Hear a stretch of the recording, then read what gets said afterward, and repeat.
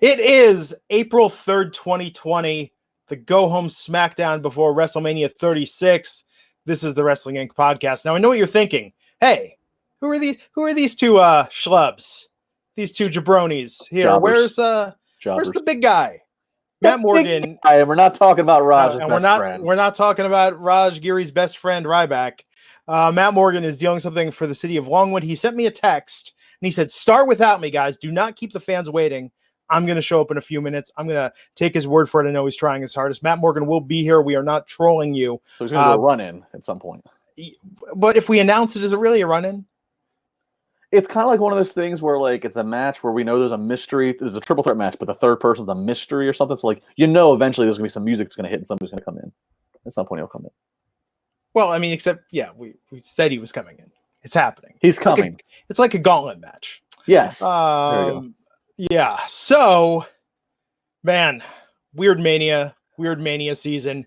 Justin LaBar, in an alternate universe, we are in Tampa, Florida right now, where earlier today we did a successful meetup at Rick's on the River with hundreds of Wrestling Inc. fans.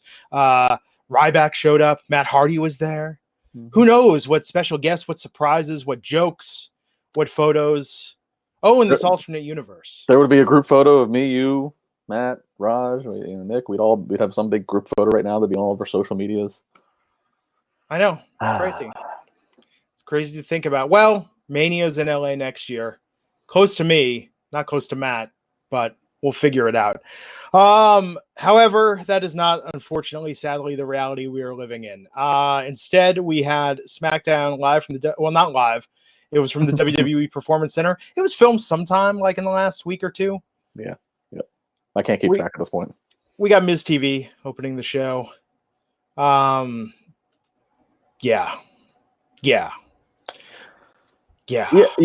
again, there was all the talk that the Miz is not going to be at Mania, but that was not addressed in tonight's segment. So in the brawl that ensued between Miz and Morrison, New Day and Usos. So I mean, that's not to say that they don't have some angles that are shot that are worked into what we air as WrestleMania over the next two nights. But the story going around was Miz was not going to be at Mania, and that he was feeling sick. But again, that's the thing, we won't know until Mania comes and goes, because with all this being in post production, they could do anything. They could make anything happen tomorrow and Sunday. Well, Eric Wells says they should put cardboard cutouts of fans and use canned cheers.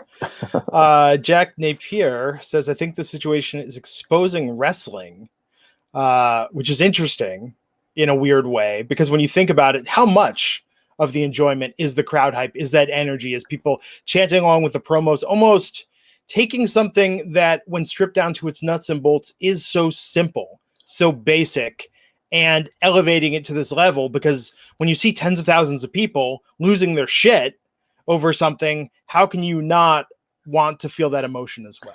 Yeah, I can't imagine. I mean, look, pro wrestling is built off of the live reaction. The matches are, I can't imagine. I think the most amount of people in terms of pro wrestling I've ever got to perform in front of has been about 3,000 live, and that's a good, that's good, but like that's nothing compared to, like, these guys and girls are used to performing in front of 10,000 each week on a TV, and then 70,000 for a WrestleMania match. I can't imagine having this experience I have, trying to do a good performance, do a good job in that setting that you're used to having that live reaction and not having. I mean, they're doing. So I give them so much credit for they're out there. You kind of feel vulnerable, like you're trying to play, you're trying to do all your normal mannerisms, but there's nobody there, and there's not that energy coming back at you. So I'm super interested to see how this Mania comes off. I know we'll do our Mania predictions probably as we wrap this episode up tonight, but one positive I give people, and I mentioned this in a way on the Wrestling Inc. Daily podcast earlier this week, is one positive to look at this is that WWE shines. Their video production always shines, even if creative for weekly TV is down and subpar. The WWE has never faltered. They never lacked in their production. So the fact they have a chance to edit and tight and make this entire show have a certain pacing, they can decide what match order they want to put it in. They have a chance to make this not a 5-hour-long dragged on WrestleMania. This will probably be a tight, I would say 3.5 hours each night. and they can make it pace and feel really fun and balanced based upon how the matches look. So they'll be able to look at all the matches at the final product and say, okay, this one will be really good here. So I will say that's one thing I'm trying to look at positive, is that they have a chance to manipulate this WrestleMania for the better as best as they can. And they need to start thinking of it that way. The saying has always been that professional wrestling is the common man's theater. And I think when you think about it as theater, a dress rehearsal will only have so much excitement, will only have so much energy. I think they need to stop thinking about it as theater and think about it, how I think they should have been all along, like they're making TV. Or, Justin, to borrow your favorite Vince quote, they need to be in the business of making movies and telling stories here. Yeah, I mean, again, and there's some things, and we'll touch on it, like the ending of tonight's SmackDown was fantastic. Cool. And there's some great things you can do when you have the ability to edit and you have no crowd live there that is going to disrupt your cuts and your what have you. So, and same thing with the Hardy entrance on Dynamite, the teleportation. So there is some advantages here of not having fans. But in terms of when the bell to bell has to happen, and you're supposed to feel the energy of the crowd for the babyface to have their comeback, and I'm really interested to see how they're going to pull this off. George Barley says, nope. Vince will change it on the fly. That's why I think he would shoot alternate endings and be like, no, I've changed my mind. Show ending C. I think that's the best one. Well, that is one of our news stories tonight from Wrestling Inc. is the fact that is some talk about how WWE is trying to protect against spoilers getting out and leaks for this Mania. Interesting. M-Rouse79565. Glenn, just like to say you guys are better than Pro Wrestling Report. They've been better than Pro Wrestling, but let me take a moment to pivot and put the fans over and say you guys are awesome. So the other night, we raised money for Culture City and on our World Autism Awareness Day. You guys raised like $450 in the chat through YouTube Super Chats alone. There were some direct donations that came in, people sending me DMs of their screenshots. Thank you so much for that. If you have not made a donation, you can go direct. Tonight, we're not doing it with the Super Chats, but you can go to culturecity.org. That's Culture City with a K, K-U-L-T, culturecity.org/donate to make a donation. And they do wonderful things to include special needs folks in professional wrestling and other entertainment events. Matt Morgan's very involved with the charity. And again, we thank you guys for supporting them. You really, really just blew me away the other night with your generosity. Absolutely. I agree. That total, I mean, that was, I don't know what I was expecting. I don't want to say I wasn't expecting anything. I knew our fans would donate, but I don't know if I was expecting that. And then we'd see some fans, dropping, $50 a pop. And that was just, and these times right now of record unemployment and economic decline for people to put their money towards something else. That was great. Mr. Matt Morgan. What up? Mayor Double M. We were thanking the crowd, thanking the audience for their awesome generosity the other night. Yeah, you're still talking about that crowd quit over something. I'm just joking. Thank you, everybody that contributed. I received a private text message from Doc. What other kind of text message is there? From Dr. Julian Mahat, who you guys saw, actually was listening to our podcast and got in our super chat the other night. He is the CEO, the founder of Culture City, spelled with a K. And he was so impressed by this. He asked me, why didn't I tell him ahead of time? And truth of the matter is because of what we're all dealing with, especially as a city mayor, So, yeah, I apologize for not giving him the heads up on it. But he was just even more impressed by just screwing around online and seeing what's this wrestling and podcast business talking about Culture City. Let me check on it. He checked on it. He saw us talking about it, promoting it, and more importantly, you viewers and listeners to the show, taking your hard-earned money and putting it in for such an amazing cause like this. Incredible stuff. Yeah. And Matt, I was just saying right as you were coming on, and then when you take into factor that the economic decline and record unemployment, and people still dug in their pockets and did something for somebody else. That's great to make those donations. This is crazy. Can you guys hear me okay? Yeah. My volume was a little screwed up earlier. I apologize. I would have been on here 3 minutes earlier. At my 4-minute mark, I promised I'd be on at Glenn. But my mic wasn't working. So what I wanted to share with you all is, I think I said this the other night, but again, as like a city leader here, I've been nonstop just goosebump city and like getting teary-eyed even at times of seeing these like mom and pop businesses that some of them are being told you've got to shut your doors down. Yeah. A nail salon did that the other day, right? It was a poor old lady. She's probably got to be close to 90, I'm thinking. And I knew she wouldn't understand what was happening. She doesn't really watch the news that much. She's from another country, so this is her second language. So I went into her shop just because I know her. And I went in, we at the same breakfast place. So I went into her shop and I had to, break the news to her, what's going on, just so she was following the rules and the new CDC guidelines. And it was heartbreaking to tell her this stuff, right? Yeah. The next day, I repeat, the next day, this woman was out there helping out with these other mom and pop marketplace of ours that we had that was able to stay open.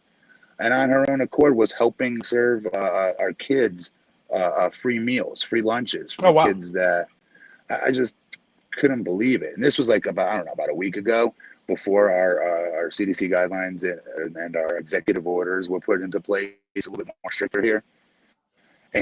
And it was just, again, I'm watching the community come together and do so many outside the box things. But these are people that don't have much. They don't have that kind of money to afford to be closed down, number one.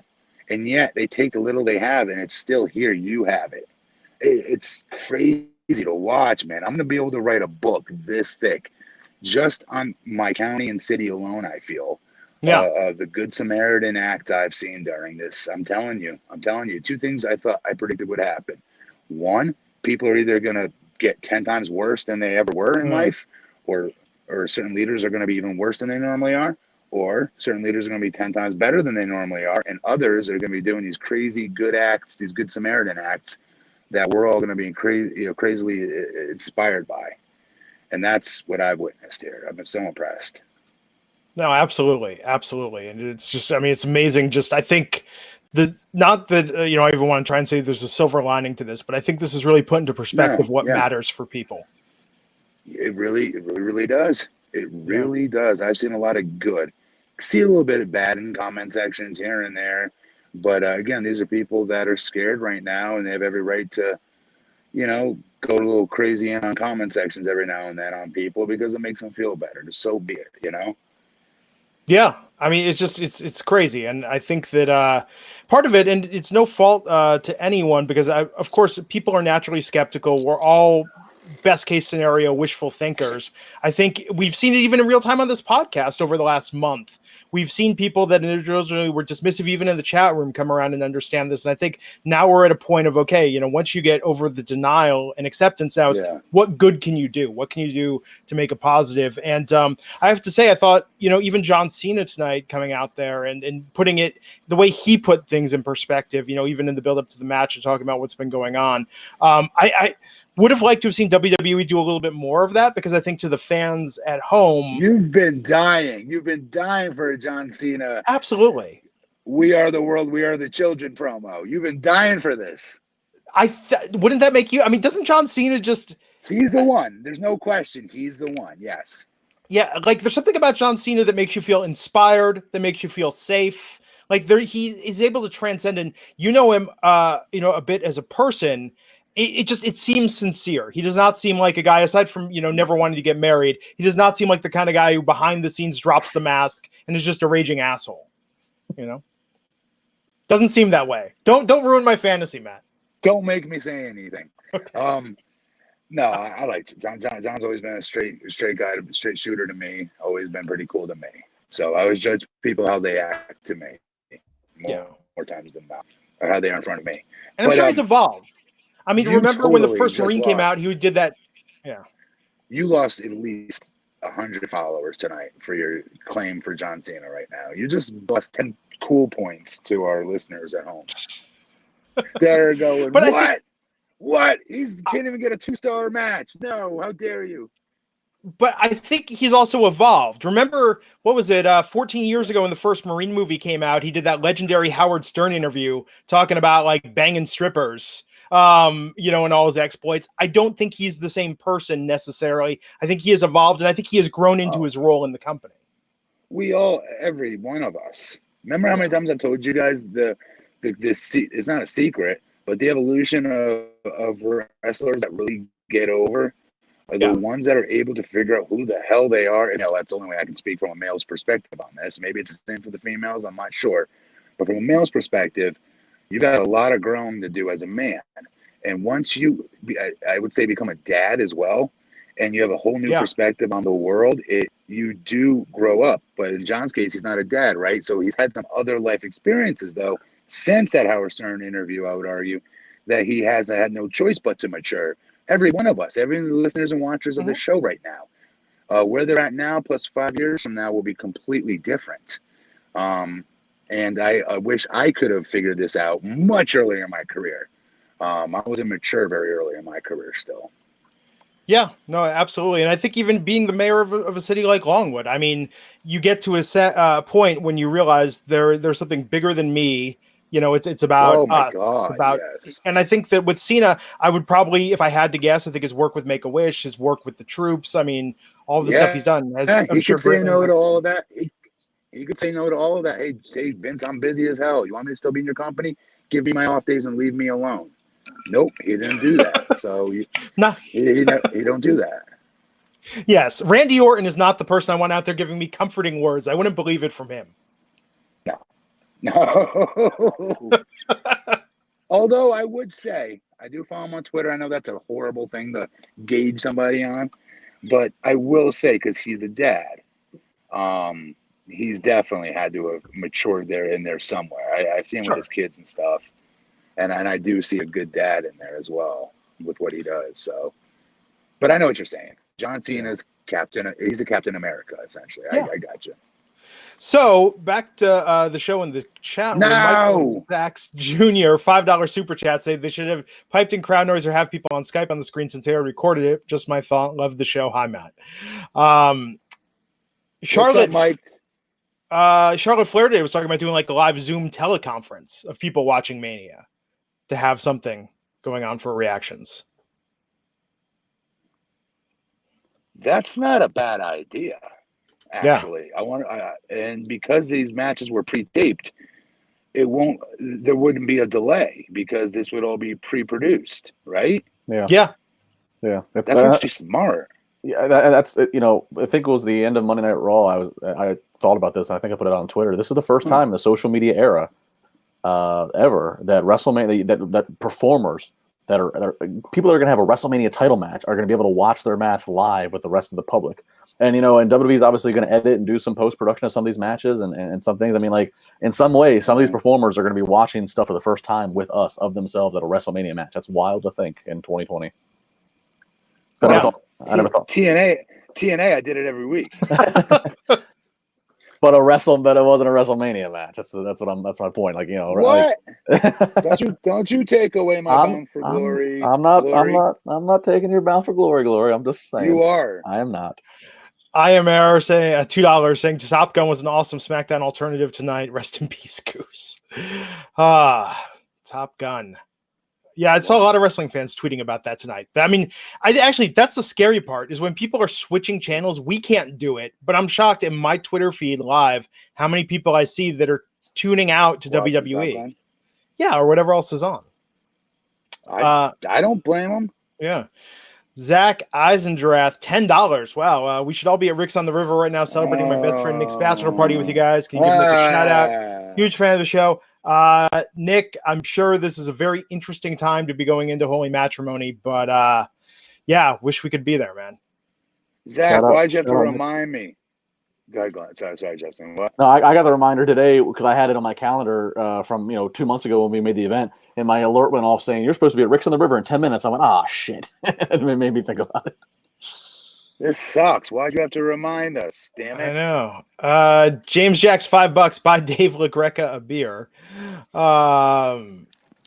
What is the story behind that? Why you chose that for your background, Justin? Well, it was sent to me. Dave's a friend of mine. Obviously, he's the host of the Sirius Radio Busted Open show with Bubba Ray Dudley and Mark Henry and Dreamer. And Dave likes to see his head, and you see these a lot in the crowd at WWE events. And LaGreca, if you're watching, how in the hell did Dreamer get a show? That's all I got. That's my only question. How do you put Tommy on a show? I'm totally joking. Don't get off on me. James Jacks with I a lost it. Yeah, it's gone. $2 super chat as well. T Smitty 3000. WWE should have used these shows to give a few minutes to NXT talent they're going to call up, squeeze in a video package or match featuring them. I don't think we're getting a Mania post-Mania call up on Raw Monday night this year for a variety of reasons. I'm okay with that. Hold them off until this blows over. Yeah. Wow. Okay, so let's talk about this Miz and Morrison promo with Jimmy and Jey Uso, Kofi Kingston, and Big E. What'd you think of this promo tonight, guys? This was a good promo. Yeah. No, this was good. This was entertaining, I thought, but Yeah, I mean, am I wrong for? I thought that this wasn't going to happen. that's what I was saying just before we came on. That's the thing. I mean, they could still show or shoot some angle that airs during WrestleMania and one of the next 2 nights. But yeah, we were under the belief that Miz was not going to be part of a match for Mania. So, and they did not address that in this taping. Now, granted, that might have been decided about the Miz after they already taped this particular SmackDown. So maybe they will address it tomorrow or Sunday, whatever the match is. I don't know. I mean, it's so hard. This is twice. Time out. This is twice now, though. Justin, this is twice, right? Yeah, Roman Reigns was Monday. That they knew that these two talents were not going to be wrestling. Well, they just didn't have to. Well, just like with Roman, later on in the show, they announced tonight who Roman's replacement is. But Triple H said on the record in an interview earlier this week that they were going to On ESPN, I saw it. Yeah, that they were going to like basically address. They were going to like basically he insinuated they were going to have like a unique angle that would explain why Roman's not in the match, and that hasn't happened. So again, I can only assume they're going to insert some stuff during Mania tomorrow and Sunday that's going to explain to us why the Miz is not in the match, or maybe explain to justifies why Roman's not challenging Goldberg. I can only assume. And that's okay. No offense to Miz. Nobody's buying WrestleMania to watch Miz, right? Sure. So even if they false advertised him, no harm, no foul. Roman versus Goldberg, though, big harm, big foul. Right. Yeah. We shall see. Naomi versus Lacey Evans versus Tamina Snuka. Tamina getting her first win in how long, Justin, tonight? I don't have the stats, but it's well on TV, over probably 2 years. Didn't they feature her last Friday too? We felt. Yeah, well, she did. It wasn't a match, but it was just a walk in the promo, and she beat some ass, but it wasn't a match. This is the first win, an actual win she's got on TV in a couple of years. So good for her. But I mean, she needed to in order to be, She just physically always has instant credibility. Like when she's getting heat on someone or whipping someone's ass, it's believable usually. Sure. Now whether she gets a win or not, it's a different question. So yeah, this is good. I'm a big Lacey Evans fan too. I'm always impressed by her. Always impressed by her. Definitely, she's probably my favorite. I mean, one of my favorites. I take that back. All three looked really good tonight. What did you think about Bayley and Sasha on commentary? MEH. How do you say MEH when people say that on Twitter? Meh. What is that? Meh. That's how I feel. Meh. It was okay. I mean, they're clearly building something with the two. I mean, do you think that... I don't care. I don't care about it. I do not care when those two wrestle each other. I don't care. Okay. There you have it. I cared last year. Yeah. Well, let me say this, and this is why... We'll talk about why they showed the match they showed tonight and why they didn't show a match I think they should have shown tonight. But after Tamina won, Bayley grabbed her title, stared down Tamina. Bayley hit the ring, keep talking, offered Tamina a handshake. Tamina shook Bayley's hand. Tamina dropped Bayley with a super kick and was standing tall, staring down Sasha at the end of this segment. So clearly Tamina, by using Raj Giri booking math, is not winning the championship at WrestleMania this weekend. But and Raj, no, I know Raj, you're not watching right now, but you didn't make this gauge of yours up, by the way. Like I've heard fans say this for years. 4 years. When I was still wrestling, I would have fans on Twitter say, "Wait a minute, does this mean that you're going to lose at the pay-per-view because they had you go over?" So there we go. Hang on, what does it say? Asking it, Tamina's never had a title. I mean, maybe an FCW even, maybe? It doesn't sound familiar. She's had so many. She's just gotten hurt so much, I think. She's had so many stop and go. Jay Lane, $2 super chat saying we need more continuity, like the Team Bad callback with Sasha and Tamina. I like that tonight. Team Bad was like a blip, was like a minute in WWE history, but I like when they reference that. Well, I didn't realize with Tamina, and I didn't in wrestling terms. I don't want to offend you two guys. I didn't realize how old she is. She's 42 years old. Well, you don't want to offend me. You're not offending us. When people tune into the show, they're looking at who's the old guy in the middle. What's up with middle-aged Fred Durst? But I'm not in my. Man boys. That's what all their thought clouds are saying every time they tune in. But I'm not in my 40s. So I didn't want to offend the two older guys here. She's had the 24/7 title apparently. Oh yeah, she did have the 24/7 title. Well, there you go. So Matt shooting on Raj Giri's booking predictions finally after 4 years, saying what he really thinks. Raj has named it. Not Raj has named it. He's named it the Raj rule. He's not Raj. You have not made this up. Come on, dude. You know you haven't. The Raj rule. So the question is, we're Friday night, the night before WrestleMania. What's Raj Giri doing tonight, Matt? What do you think? What's your prediction for what Raj is doing? Either watching us, getting pissed that we're not talking about the show, right? We're not talking about SmackDown currently in this moment in time, and I'm taking longer because he's getting angrier and angrier by the second that we don't talk and cover the show.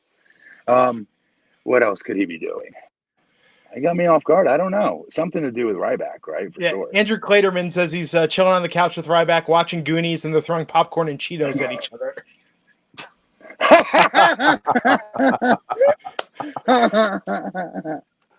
See, that was so much better.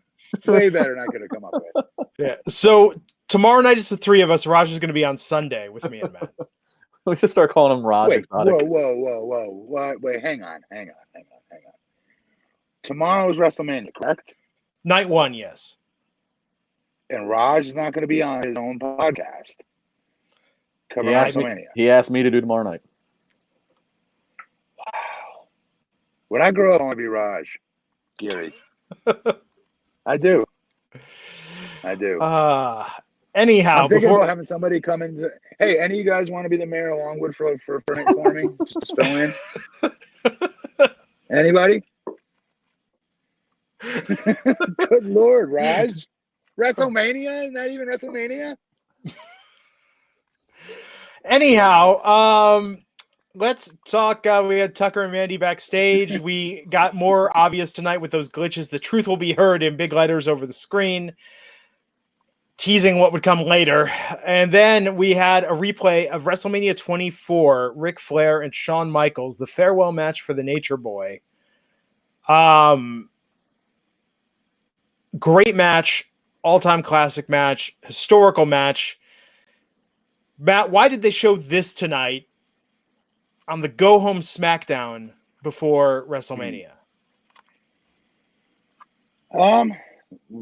Because of just how you described it, first and foremost. Also, I think because of the transition into Charlotte. Charlotte was there. I mean, she was there, but they didn't really lean on that heavily tonight. Yeah. Charlotte didn't come out and cut a promo and say, when I was there, and that's when I decided I was going to start wrestling. No, you're right. Honestly, they're right. It's a classic, but there's been millions of other classics as well. Show Stone Cold versus The Rock. Show Hogan versus Andre, if you were just showing anything. I got nothing for you. I think they should have shown Bayley versus Sasha at NXT TakeOver Brooklyn, and if they didn't, I could almost see if Bayley and Sasha, if one of them turns on the other one at Mania this weekend, I could see them showing that on next Friday's SmackDown. Yeah. Yeah. But I don't care about either of their characters right now at all, though. But see, and I agree with you, but I think that would take me back because that's one of the all-time, it's perhaps the all-time greatest women's match. It's up there. It's definitely a hard argument to argue against. You're correct. And I think if they reminded people that they weren't always friends, I think going into Mania, but again, maybe that's why they didn't do it. Maybe it makes it too obvious that a turn is coming. No, it's good logic. It's good logic. Yeah. Justin, was there anything relevant they haven't shown that they could have shown instead in the build up to Mania? Let's see. I mean, they showed Cena and Bray, which that obviously was very relevant. I'm trying to think what they have shown. We saw the Rumble match, which was good for the Drew Brock. Yeah, we saw Elimination Chamber. I'm trying to think who else is. I mean, I guess they could have. Well, here's the reason why. I mean, I guess there's more Goldberg matches they could have shown, but the Goldberg matches are usually so quick that doesn't eat up a lot of time, and that's part of the reason they show these flashbacks is to eat up some time. Right. I'm trying to think who else is like marquee in this Mania this year, if that would make sense. I mean, I guess they, Taker. They didn't. Here's one. Edge is coming back. They didn't show a single old classic Edge match. That is weird. Now that I think about that, they didn't. That's the whole thing. That's the gimmick. He's coming back after being off for 9 years. They didn't show any one of the Mania. So that actually kind of throws me off. I think that would be my answer for you, Glenn. Why not show an Edge match? No, I think that makes sense. Or even KO versus Rollins, the Universal Championship match that they had with Triple H handing KO the title. That was on a Raw, though, wasn't it? It was, but it's storytelling. Yeah. I think it was a 4-way. I can't remember what the stip was. Michael Sachs Jr. saying, I know this is off topic, get Cody out of no title shot, let him win the TNT Championship. He could turn that title for AEW Championship match. Thanks.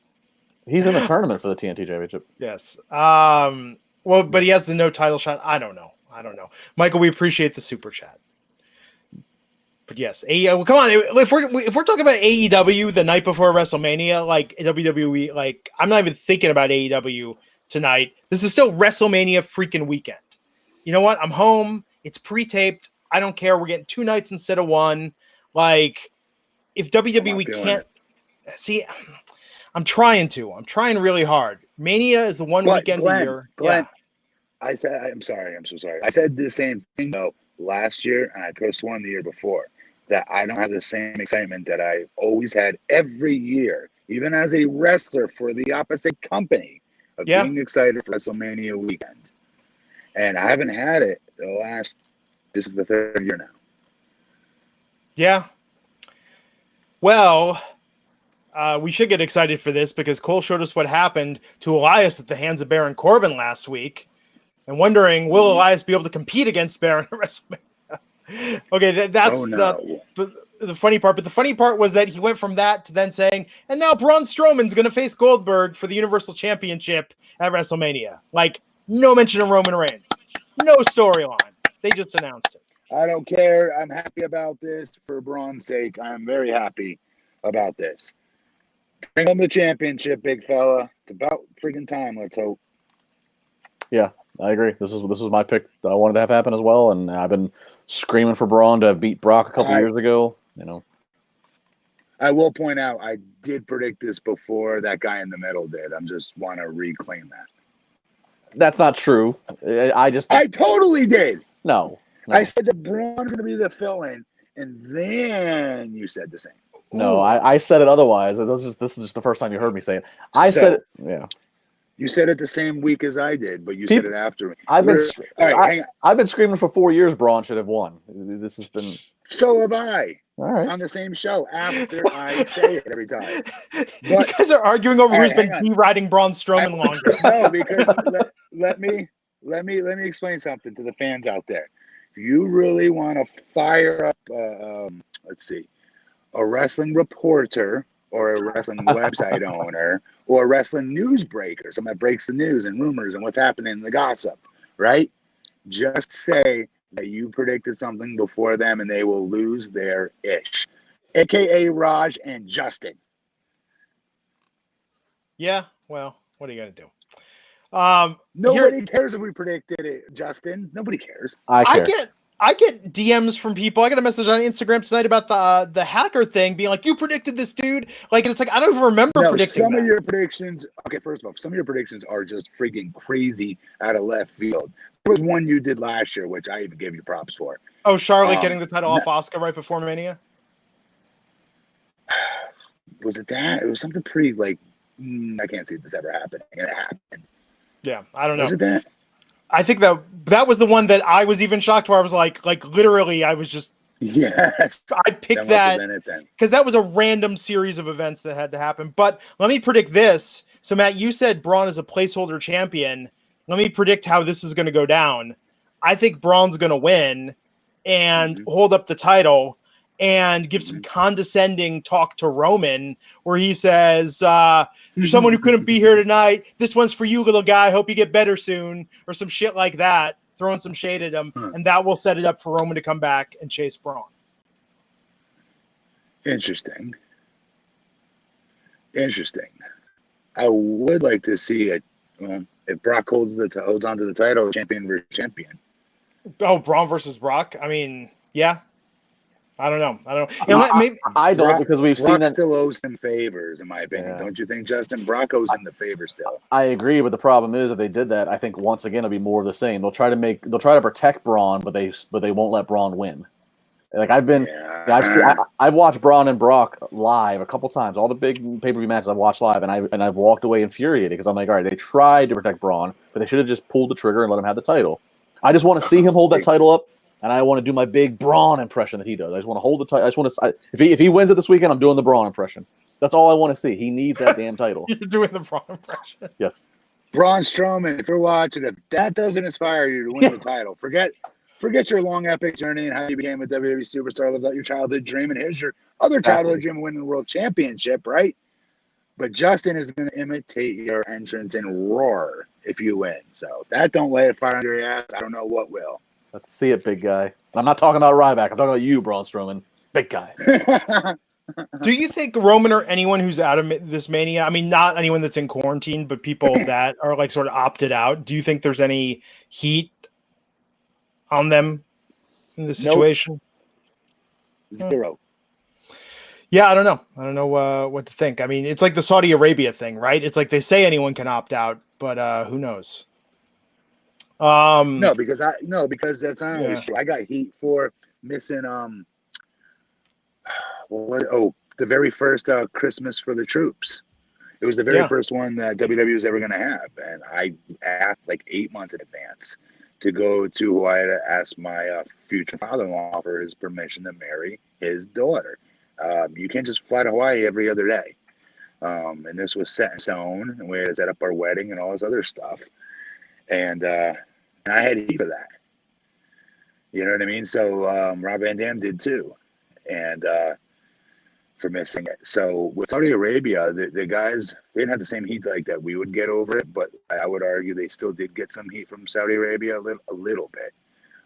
With a pandemic going on, I would argue it's the opposite way around. Yeah. That WWE is the one that potentially is going to have heat for continuing to let their wrestlers, I know not live, but this week, to continue to let their athletes and last week perform one-on-one like that, touching one another. Oh, yeah. I mean, tonight you could see when Sami Zayn was talking, like there was spit particles, like you could visible spit flying out of his mouth. And it's no disrespect to Sami Zayn. But with the Roman thing, look, they mismanaged that because they had Roman and Goldberg face-to-face 2 weeks ago, live on TV. And you're telling me they couldn't have filmed that match then. Like, this is all on them. All on them. I wouldn't even put Roman in that predicament. Yeah. But I'm saying he was there. He was there already face-to-face with Goldberg. Why not shoot it then? I don't know. Eddie Omang saying, why isn't Orton and Edge on the poster for Mania? Good question. I agree. Anthony Martin's Buck99 saying, if WWE announced the matches for each day, not that I've seen yet, we know Owens versus Seth is happening tomorrow night.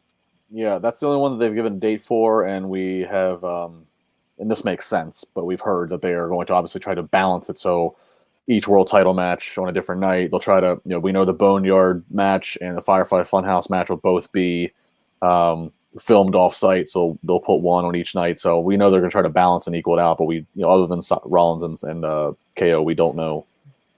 And supposedly, all the way up till today, WWE is still deciding. So supposedly today they finalize on the order of which they're going to show everything. Oh. But this is not going to be linear. So it's not like you're going to have not like you're going to have Michael Cole saying in one match, this is just like when so-and-so did this earlier, or coming up next. Like, it's not going to be a linear show in that regard. It's going to be very much, it seems, just these isolated things that are just pieced in the order that they want. So we'll see. Matthew Turturro, $5. My theory on running this empty Mania is because the XFL season got canceled and Vince is trying to save money. We'll get to why I don't think that's true in a second. But by the way, Matt, he says he also has a 6-year-old nonverbal autistic son. Thank you for your work. Thank you. I appreciate you giving me a shout out like that. Thank you, Matthew Turturro. Yeah. But Matthew, to your point, they're losing money. They're not saving money by not doing Mania. I mean, this is a huge financial loss for WWE, especially you look at those records recently that were making around on Twitter about how much cities actually pay WWE and how they handle the payments for this. Like WWE, it's part of the reason they didn't want to cancel this. It's part of the reason why they don't want to, 100%. Yeah. So Dolph Ziggler versus Tucker.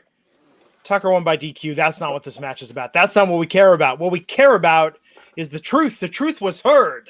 We had a hacker cut in, and that hacker used his, I'm assuming it's a man, his high-tech hacking skills to have secret videotape of what really went down on Otis and Mandy Rose's date. And wouldn't you know it, when Otis was like, hey, I'll see you soon, Sonya took Mandy's phone and sent the text message that caused Otis to show up late for the date. That then we saw Sonya secret video footage this hacker had of Sonya interacting with Dolph Ziggler, saying they're both going to get what they want. Not sure what it is that Sonya wanted. I'm assuming maybe it's to hurt Mandy. Certainly not romantic if she was hooking her up with Dolph Ziggler. But we didn't see the identity of the hacker. But, oh, my God, they took these high-tech hacking skills into these video feeds. And you think about all the corruption they could have exposed, all the secrets we could have found out. What's Vince McMahon like when he's alone? No. This hacker said, I'm going to get to the bottom of this incident between Otis and Mandy. How do you yeah. Okay. This was very much a 2020 modern technology spin on GTV. Remember GTV that they did short for a while in WWE when you'd see the hidden cameras of Val Venus and the Big Show in a urinal, or you'd see all these different things. Yeah. I think it was like around 99. That's what this is, just basically GTV all over again. Michael Caserta, $5 super chat saying the hacker should be R-Truth doing a modern persona of his TNA gimmick, possibly Xavier Woods reinventing himself. I'm pretty sure it's Ali. Yeah, I think so. You think this is Ali? Well, the circle is his circle. The light circle. Oh boy! Well, at least it's something. Yeah. So, what'd you think of this reveal, Matt? That it was Sonya, which I think we did predict on this podcast. Different motivation though. But what did you think of? I predicted that. Yes. I predict. Who predicted it first? I predicted it. I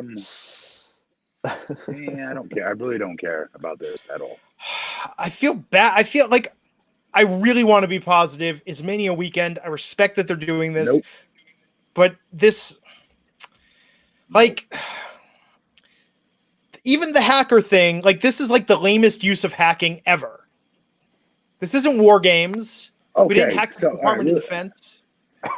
Okay, but here's the deal, Glenn. Most of the time when somebody does hacking and things like that, it's because they have a personal interest in the party they are hacking. So therefore they learn all these skills, and they're so it's so important to them to do it because they care about the party that they're about to hack, right?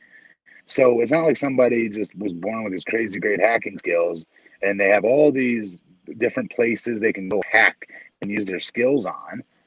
Do you know what I mean? Because then, yes, you'd be right. Why don't they use it for bigger purposes? This is definitely a, what's the wording I would use for this? Like a, not self-made reason, but it has something to do with the storyline as to why, like with one of these characters, as to why this person became the hacker. I would guess that, I think that's a good theory, but I don't see what it would be. Because what you're describing is the modern day electronic version of Repo Man, essentially. Yeah. that they could go, that they just go around hacking people. He's the hacker. Look out. It's the hacker. I think that's what it's going to be. And I think this whole the truth will be exposed thing. I think the hacker's going to be like, I'm going to expose more truths about the WWE. I mean, not real ones about like, why don't they have a union and why are they considered independent contractors? They don't get health care. What's their deal with Saudi Arabia? No, not real truths, but truths like who sent the text message. Glenn, don't ever interrupt my bit ever again. People were about to laugh at that, and you took a fat pile of steaming dumperoo all over it. Okay, so what else is the hacker going to do, Matt? Give me more of your hacker pitch here. Too late. I was yes It's anding. not funny anymore. I was It's improving not with funny you. anymore. The It's hacker. not funny anymore. It came and it went. The Just- creative strokes of genius that I have coming up. The creative strokes. And it just went. Justin Lopez, $2. Why would Ali care about female drama? I don't know. He's exposing the truth. He's the hacker. Maybe Ali has a crush on one of the girls, so he's trying to expose. Time out. That's go back to that. That's a massive question, more importantly. Why not? I don't know. Supposing he is. Supposing he does care about female drama. So what? Maybe Ali has maybe the hacker has a vendetta against Dolph Ziggler and didn't like the fact that Dolph Ziggler's being. It's definitely. I agree. It's going to be something with these characters that made the hacker start hacking. Joey Dorjan is saying, "What if Tucker hired the hacker?" Oh, wait, hang on. What's wrong with that? That's good. I mean, but this is all like very freaking elaborate. Again, this goes back to the thing. And now, Justin, you said the other week with AEW and the Damascus thing, why would a 3,000-year-old immortal deity care about wrestling? And you started asking questions about why would a dead man care about this? Why would so-and-so you that asked the questions. No, but you said if you start thinking about that, wrestling falls apart very quickly. It does. Oh, yeah. You can't. You can't. Well, here's the thing. This is true. Are you guys going to be happy or unhappy if we start seeing the hacker get involved in more storylines? So all of a sudden, it's not anything involving Mandy, Sonya, Dolph, or Otis. He's just being a troll to everybody else in the roster. He's, Like maybe the hacker will reveal why Roman Reigns is not in the match. Oh, that could happen this weekend. Maybe the hacker will show some video of Braun Strowman sabotaging Roman Reigns, like hitting him with a car or locking his car, doing something to prevent Roman Reigns from being able to make it there. Maybe that's it. I will pay you guys if we can stop talking about the hacker. But Matt, I want to put you over for a second because now the gimmick is going to be known as the hacker. Matt has completely branded this character. The hacker Matt Morgan. What if it's Matt Morgan? No, what if it is Matt Morgan? Ooh. It's not Matt. That's exactly what the hacker would say. That's exactly what the hacker would say. I am not Matt Morgan. Why on earth would you think that? I would have got away with it too if it wasn't for you meddling kids.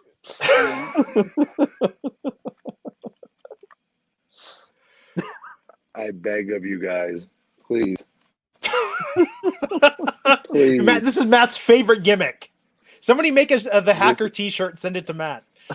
Maybe it's Raj. Torture. Maybe it's Raj. That's why Raj hasn't been on this podcast. He's too busy hacking. All right, please start muting his microphone and just please get to the next segment. So, Daniel Bryan versus Shinsuke Nakamura.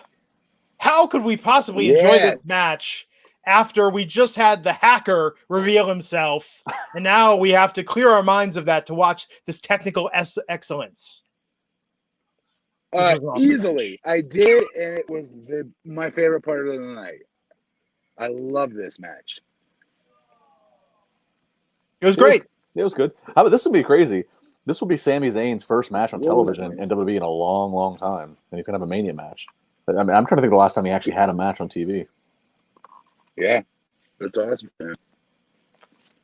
So, Cesaro hit the ring to break up Yes Lock. Daniel Bryan won by DQ. Is Daniel Bryan wrestling this weekend? Are we going to get Daniel Bryan versus Sami Zayn? Yeah, are we? Isn't that what's advertised? Is that? But again, what's advertised? That's what I'm saying. I thought that was one of the rumors. Was that D-Bry might be out this week? I saw the rumor of like maybe. I saw. I don't even want to go. I don't even know how substantiated it is. Whatever. I won't go into it. Okay. As far as I know, he's wrestling. But. Okay. No, it'll be a great match. Sami Zayn versus Daniel Bryan. Yeah. Yep. Yeah, it will. I think that's going to be fantastic. Yeah, it will. This match was great tonight. Seriously, if you skip SmackDown, not a lot to watch. Maybe and trust me, fast forward through the hacker thing. You'll thank us later. But I would watch this match and Cena's promo tonight. I think were the high points. Hang on. Yes, I get that. Speaking of which, let's talk about Cena's promo. Coming out there tonight, dissing Bray Wyatt, but talking about the current events, the current circumstances, and saying he's been challenged to a Firefly Funhouse match and no one can tell him what it is. He thinks that Bray Wyatt doesn't even know. And that's exactly what the Fiend wants because the Fiend loves uncertainty. Arg. Yeah, great. But I like this. Cena says uncertainty leads to fear. Fear can lead to panic. Panic leads to collapse. So wait a second. That's from Point Break. Well, I was going to say it's now what everyone's dealing with within our pandemic. I thought that was a nod to that, actually. Oh, maybe. But if that's an exact quote, obviously not. No, it's not the same. The quote Point Break was fear causes hesitation, and hesitation will cause your worst fears to come true. The words of Bodhi. Man, that's such a great movie. I know. I'm just gonna let's just pause for a second. Point Break, easily in my top 20, if not top 10 movies of all time. And I get so pissed when I'm scrolling the TV guide and it says Point Break and it's that damn remake they did a few years ago. Oh. Matt, hey, would you put Roadhouse in yours as well? Not my top 20. I love Roadhouse, but I don't love Roadhouse because it's good. Let me just put it that way. Like Roadhouse is entertaining as hell, but it's not like legitimately a great movie. It's almost like a self-parody, I think. Yeah, I mean, Point Break is definitely better, no question. But Patrick Swayze movies are pretty damn good, though.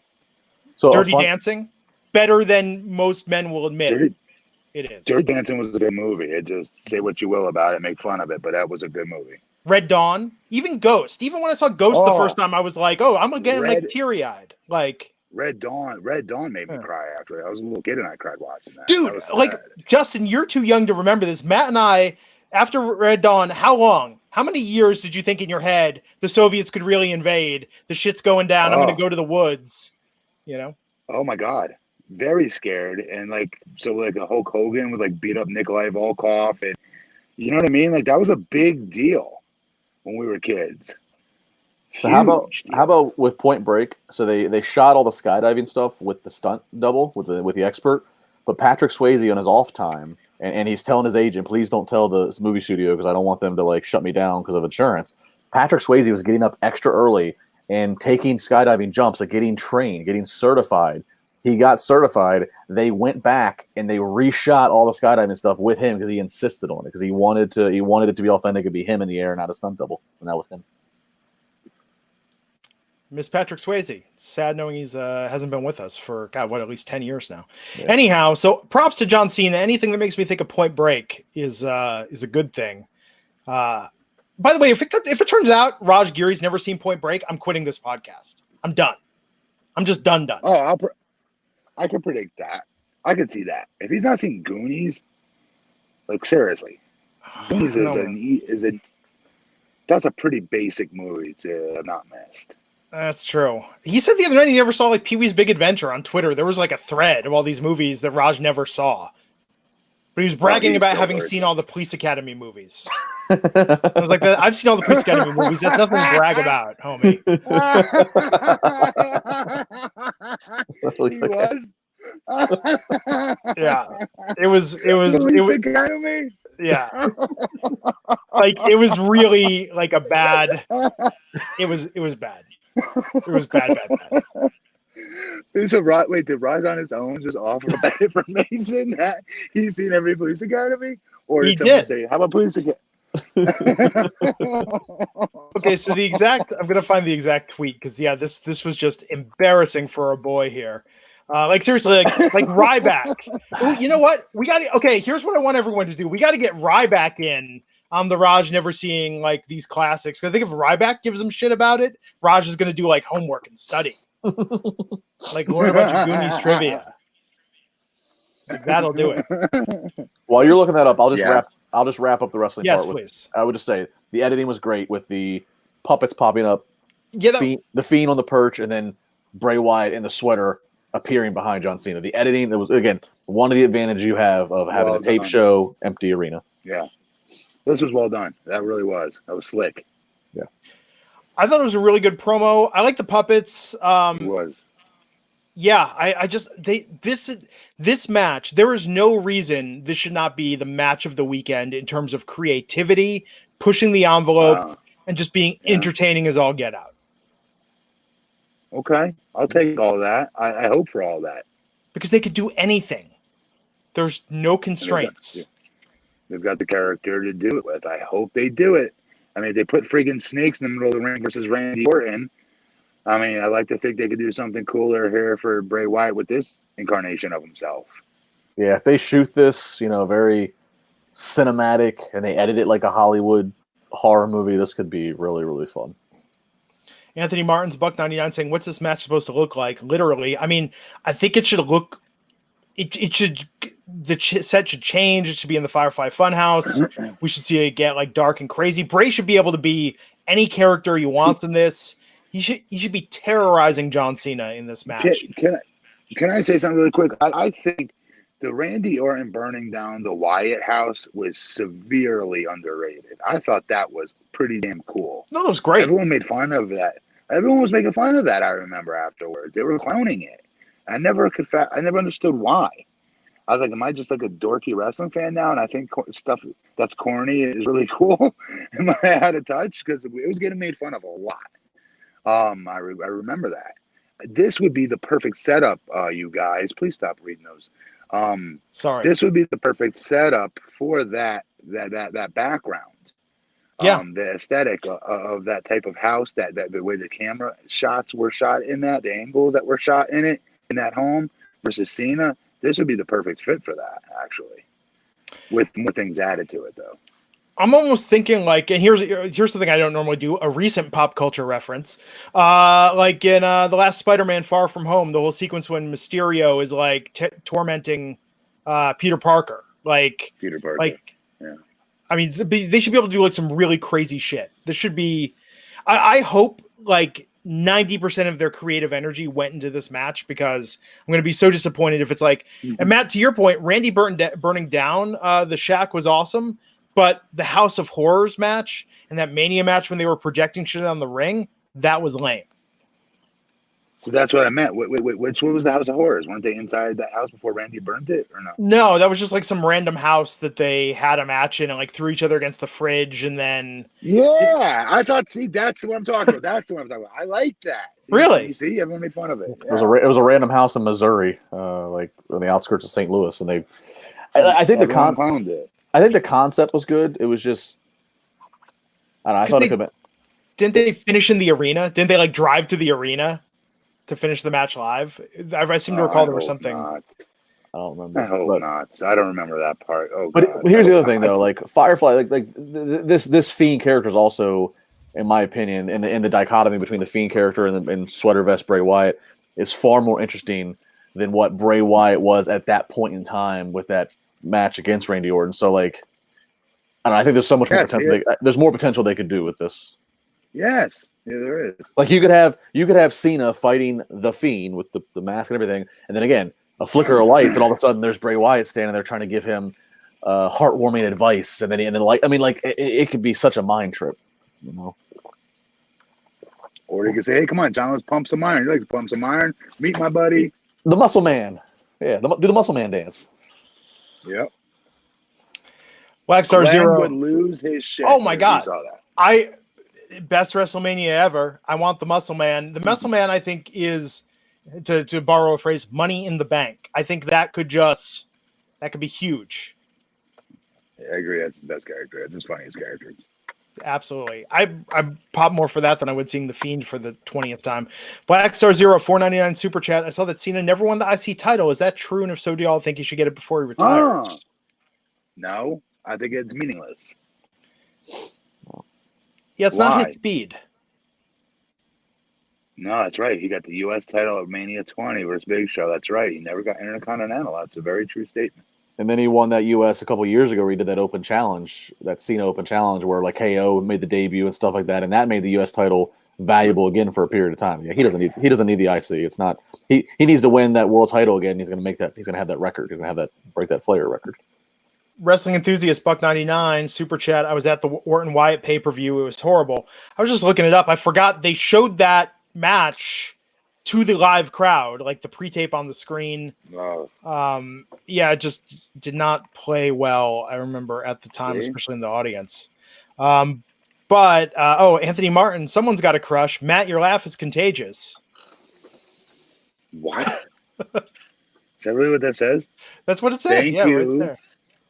Thank you, Anthony.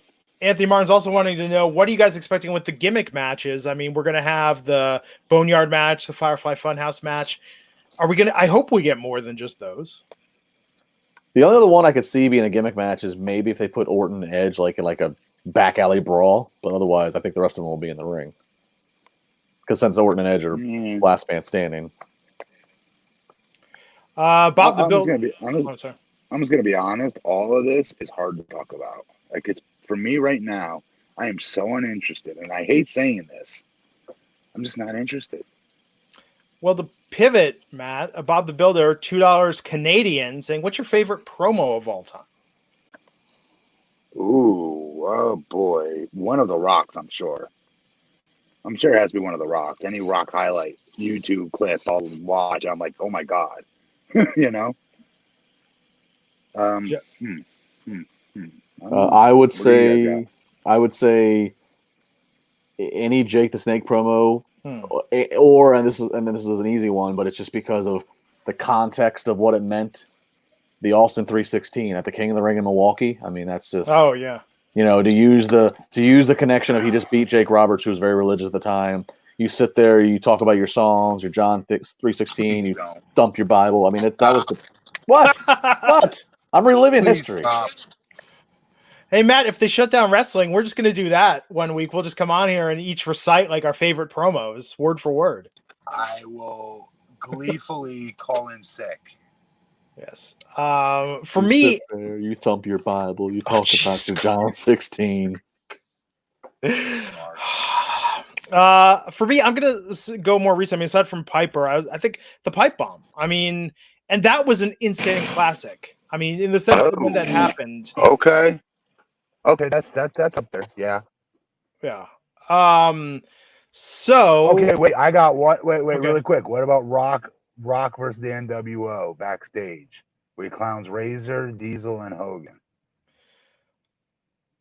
What year was that? I'm Don't trying to think if I was remember. watching weekly at that time.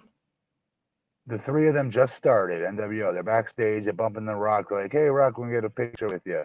And it would have been 02, I think. Fucking, he debroned all three of them immediately in that promo. Like, I'll have to go back and watch that. It was Rock, because up until then, to me, like NWO was still like the top kings of the business for me still.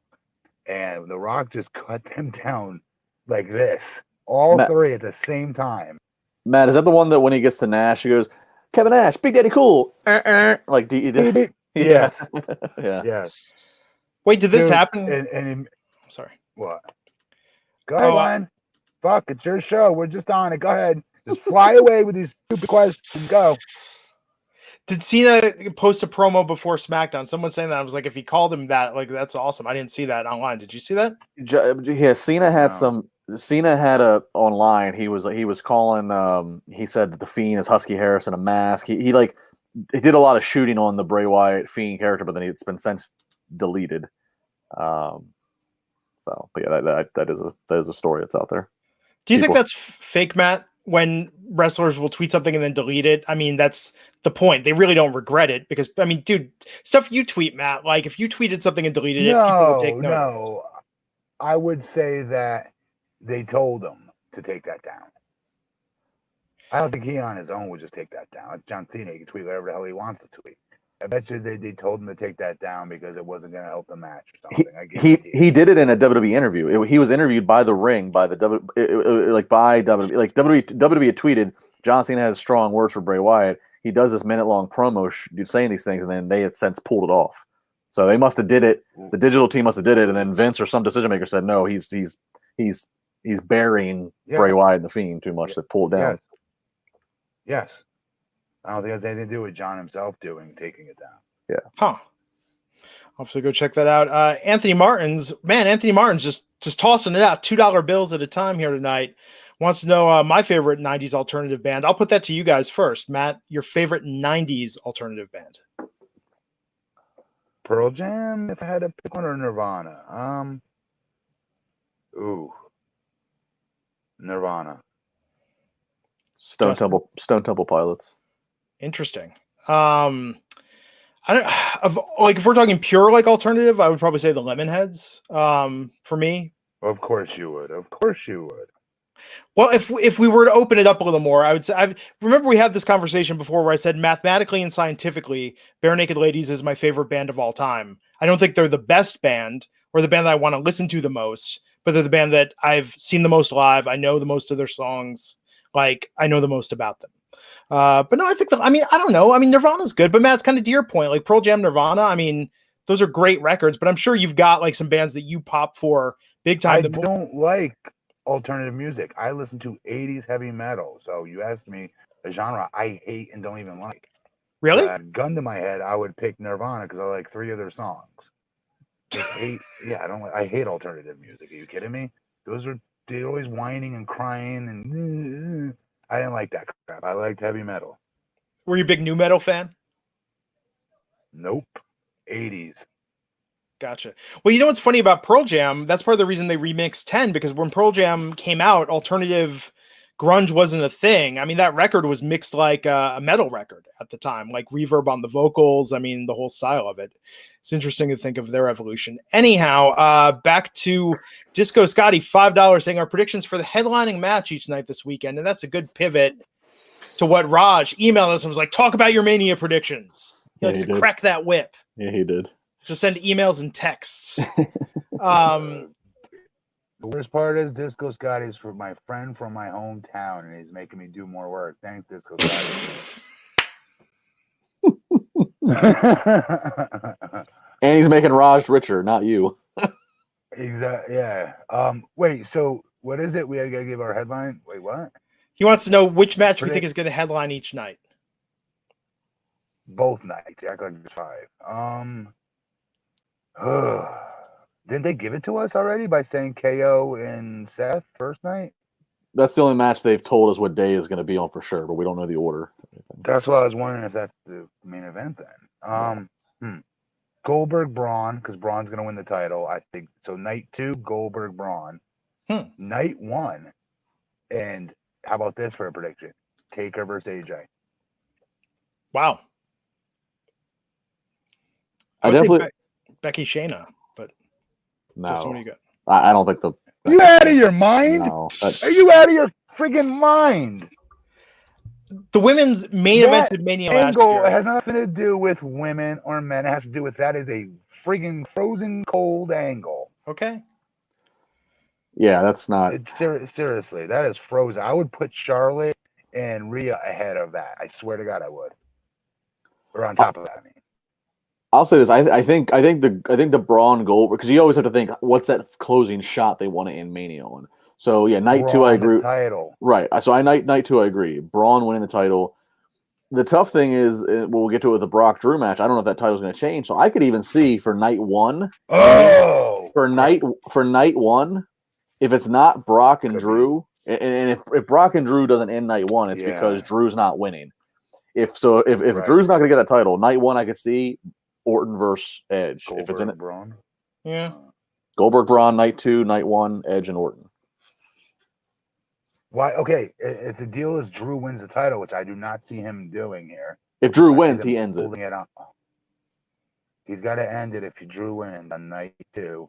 But then if that's the case, then I would say Braun Brock night 1. Night 1, correct. Yeah, I agree with that logic. Yeah.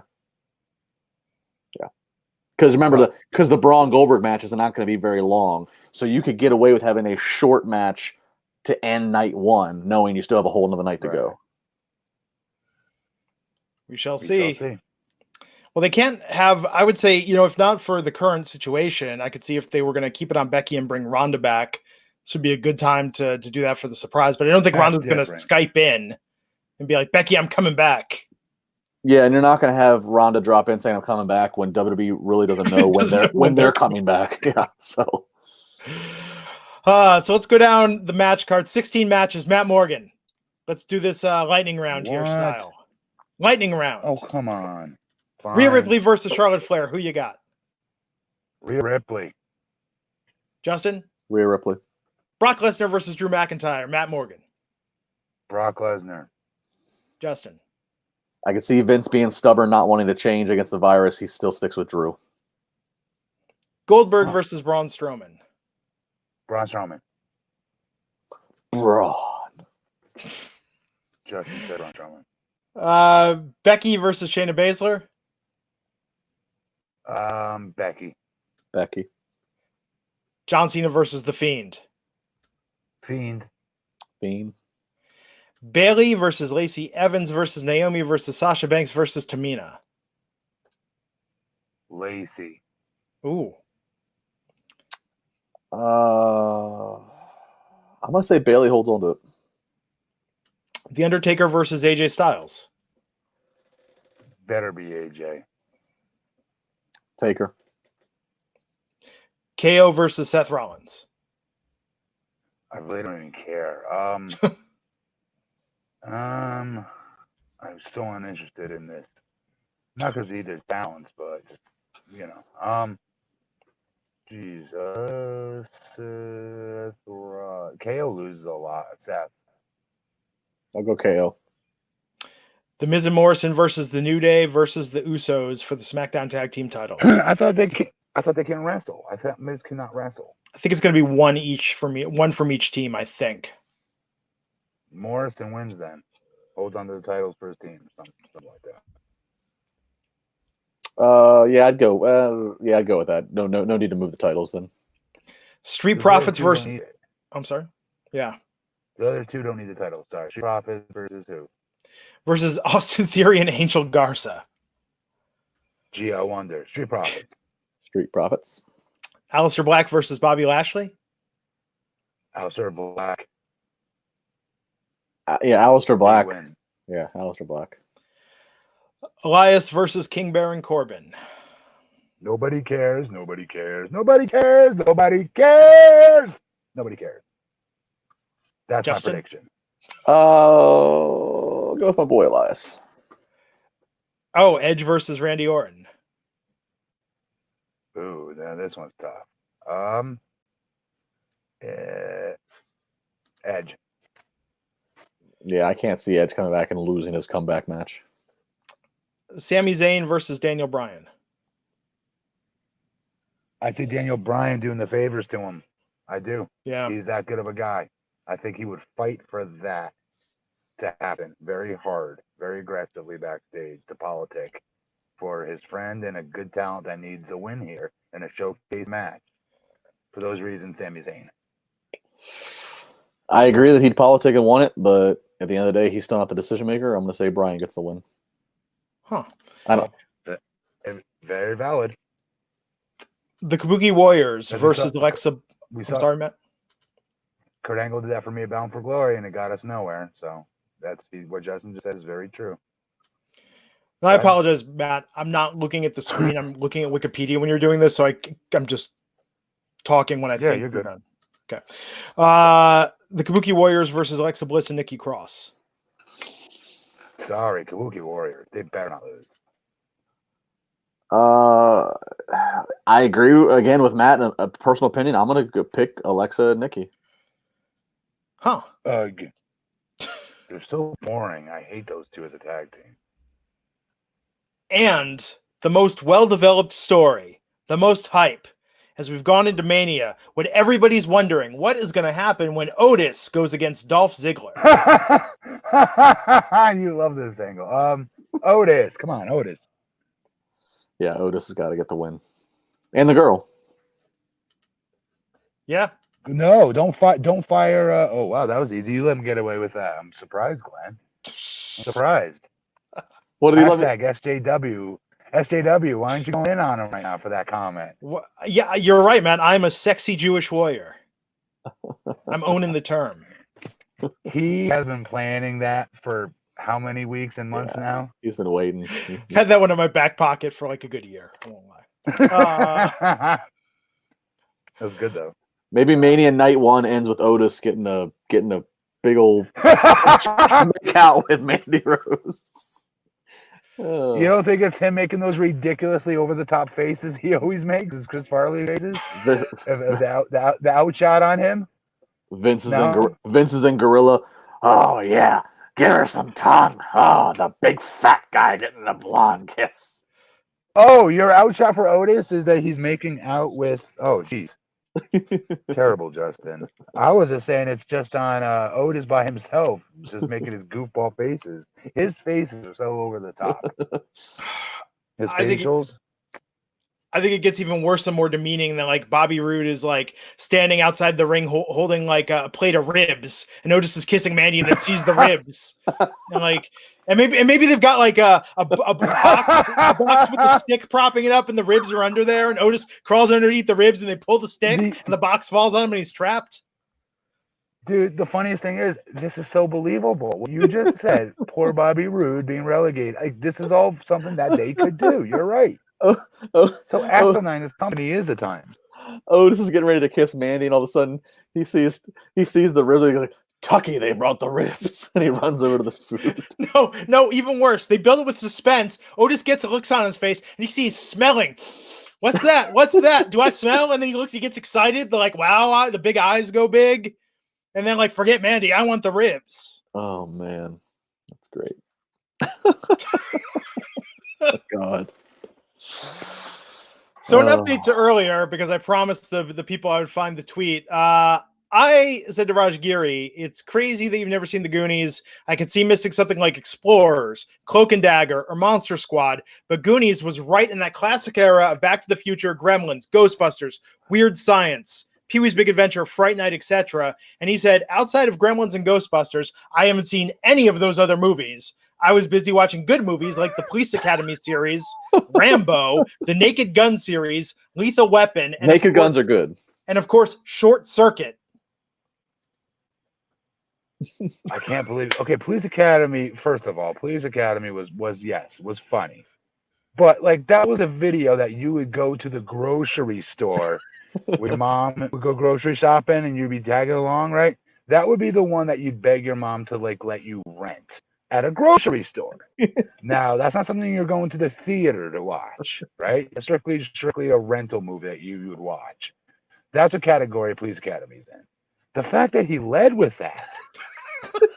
Goodness, good. I don't even know where to start with this.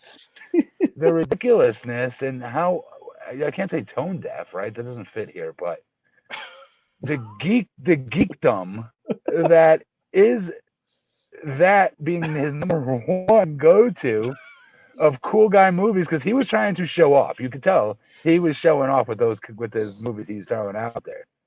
Oh man, like, those movies suck. It's not like I was too busy being the cool guy, Mr. Popular, and getting ass watching, you know what I mean? Fill in the blanks.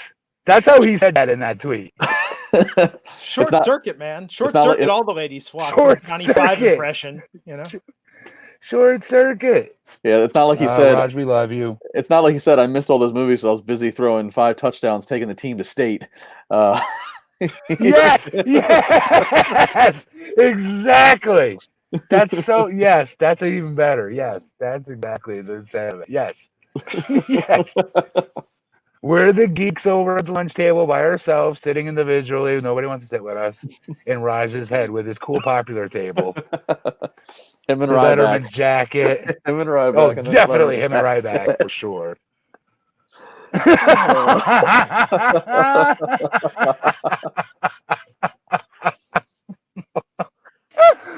Oh god! It's become an episodic. It's become a segment in every episode of our podcast. The Rag on Raj segment, essentially. The Rag Raj, the Raj Rag. He continues to cash those checks, though. It reminds me. I would feel. Yeah. He's seen these movies. I think he's just working us. Oh, maybe. It reminds me. I was on the wrestling team in high school and I sucked. There's a photo of me in a singlet somewhere. But I remember there was a couple guys on the team who also sucked and we're kind of geeks and dorks. Like, I don't know why we were doing wrestling. Like, we wanted to better ourselves, and it was tough. Like, the physical conditioning is still the most intense I've ever experienced. Very tough. It's crazy tough. Yeah. And I remember one of my friends that was kind of a dork got his varsity Letterman's jacket as a freshman, which was a big deal. But it was like, it was like he would wear the jacket and he'd hang out with the jocks and would be like, dude, you got that because there's no one else in your weight class. So that's why you got the letter. Like, you're no better than us. That's funny. Glenn. Just You don't couldn't act let like the you're guy hot get his shit. heat. I don't know why. For Was some he- reason, that makes me think of Raj. For some reason. I don't know. Glenn's all What bitter. was Glenn, what was his name? I don't remember. I'm not outing him here on this. Glenn's at Specifically. the lunch table all bitter. He's like, you actually suck. There's just no other 145 pounders, you dipshit. Put your jacket away. I mean, he gives a valid point though. That is true. yeah. It was 191. It was 190 plus. Nobody wanted to be in the heavyweight class because it was all 190 and up. So I remember like Damn. cutting. Yeah, you could literally be wrestling someone 300 pounds. So I remember like cutting weight like crazy to make sure that I was in like the 181 and lower weight class. You weighed more than I did in high school, and I was 6 foot friggin' 10. Yeah. I was 185 pounds as a beanpole junior at 6 foot 8, and then 6 foot 11, no, 6 foot 10 and a half by the end of my senior year, maybe 205, maybe 200. But dude, that's pretty impressive. That like you guys were freaking hitting that weight as freshmen. Yeah. Well, it wasn't Damn. muscle, but yeah. Still, I don't give a shit what it is. That Yeah. I would have gotten tied up in a pretzel. That's impressive. Oh man, I didn't thought I'll have to find that singlet photo and post that on social media. It's pretty funny. Anyhow, do we got anything else? Are we good? We got to rest up, guys. Big Mania weekend, and Matt Morgan, you and I are here Saturday night, Sunday night, Monday night. Justin, you're here tomorrow. You get a break. I'm here tomorrow, but I have a feeling Raj will be asking me to do Sunday. I bet you. Well, look at it this way, folks. If you're not looking forward to Mania, and we have no choice to watch it, because really, what else are you doing, right? Have no fear. Our podcast, I will promise you, will be 10 times better than Mania on both nights. How's that for a prediction? And we've got, for people that love the sponsor reads, we've got Blue Chew one night and Manscaped the next. So strap in, folks. It's going to get real. Yep. A lot of shaving and erection talk.